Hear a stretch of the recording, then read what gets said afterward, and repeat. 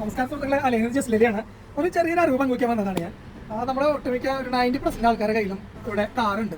അപ്പോൾ കാറിന് അധികം കംപ്ലൈന്റ് വരുന്ന ഒരു സംഭവമാണ് റേഡിയേറ്റർ ലീക്ക് ആവാന്ന് പറയുന്ന സംഭവം. അപ്പോൾ ഒരു പുതിയൊരു കാറൊക്കെ ആണെങ്കിൽ അതിന്റെ റേഡിയേറ്റർ കംപ്ലൈന്റ് വന്നിട്ടുണ്ടെങ്കിൽ ഒറിജിനൽ റേഡിയേറ്റർ നമ്മൾ മാറ്റിയിട്ട് ചിലപ്പോൾ തിജാരി റേഡിയേറ്റർ വെക്കാറുണ്ട്. തിജാരി എന്ന് വെച്ചിട്ടുണ്ടെങ്കിൽ പറഞ്ഞ ഡ്യൂപ്ലി എന്നാണ് അതിന്റെ ഒരു മീനിങ് വരുന്നത്.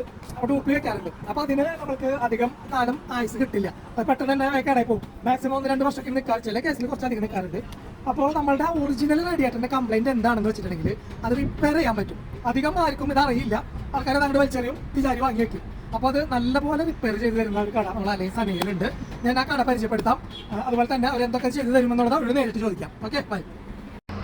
ഇതിൽ ലൊക്കേഷൻ വരുന്നത് നിങ്ങൾ ഈ കാണുന്നത് ലോട്ടസിന്റെ സിഗ്നലാണ്. അതിന്റെ സൈഡിലായിട്ട് അലൈൻ ഗിഫ്റ്റ് മാർക്കറ്റ് കാണാം. അലൈൻ ഗിഫ്റ്റ് മാർക്കറ്റിന്റെ തൊട്ടടുത്തായിട്ട് വൈറ്റ് കോർണർ എന്ന് ഒരു കഫ്തേരിയ ഉണ്ട്. ആ കഫ്തേരിയോട് തൊട്ട് ചേർന്ന് കിടക്കുന്ന ഈ ഷോപ്പാണ്. ഈ കാണുന്ന ഷോപ്പാണ് അൽ ഹരീഫ് എന്നാണ് ഷോപ്പിന്റെ പേര്. റേഡിയേറ്റർ റിപ്പയർ ചെയ്യുന്ന ഷോപ്പാണ്. भैया कैसे आप इधर ऐसा वाला कि दुकान मेरे दोस्त है ना, ये captain shop, captain T shirt का शॉप, उधर का निसामुद्दीन बोला इधर ये रेडिएटर रिपेयर करने वाला काम है. मेरा गाड़ी का ओरिजिनल वाला रेडिएटर का ये नोब खराब हो गया.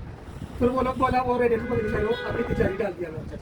ये तिजारी 2 साल का सामने वो खराब हो गया.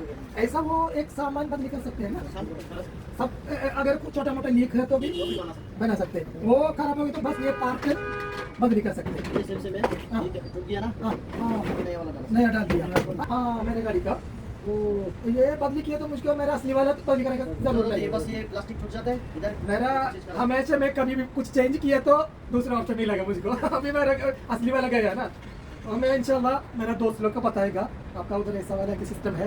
बहुत आदमी आएगा, आपका नंबर भी दे दो, मैं वीडियो में आपको नंबर दिएगा. मेरा अगर आदमी लोग आ गए तो आपको कुछ डिस्काउंट दे सकते तो दे दो. ओके इंशाल्लाह. Okay okay. ऐसा नया सेम से नया आएगा बदली किया तो लीक कुछ नहीं आएगा. नहीं चेक करेंगे. ओके ओके ओके इंशाल्लाह. ओके जी, आपका नंबर दे दो, मैं दिएगा. എൻ്റെ വണ്ടി കൊറോളയാണ്. അപ്പോൾ നമ്മുടെ ഈ റേഡിയേറ്ററിൻ്റെ ടോപ്പ് ഭാഗത്തായിട്ട് ഈ ഒരു പൈപ്പ് ഒടിഞ്ഞു പോയി. അപ്പോൾ ഈ ഒടിഞ്ഞതിൻ്റെ ഇതിൽ അവർ പറഞ്ഞു റേഡിയേറ്റർ ഫുള്ള് മാറ്റണം എന്ന് പറഞ്ഞു. സംഭവം ഈ ഒരു സാധനം ഫുള്ള് വാങ്ങാൻ കിട്ടും. ഈ ഒരു പാർട്ട് മാറ്റി ഇതങ്ങോട്ട് വെക്കേണ്ട കാര്യമുള്ളൂ. അപ്പോൾ പിന്നെ ഒറിജിനലിന് 1500 ഒക്കെ വിലയുള്ള റേഡിയേറ്റർ മാറ്റി ഞാൻ 200 രൂപയുടെ സാധനം ഇട്ടു. അതൊരു 2 വർഷം പോയി, അപ്പോഴേക്കും ലീക്കായി.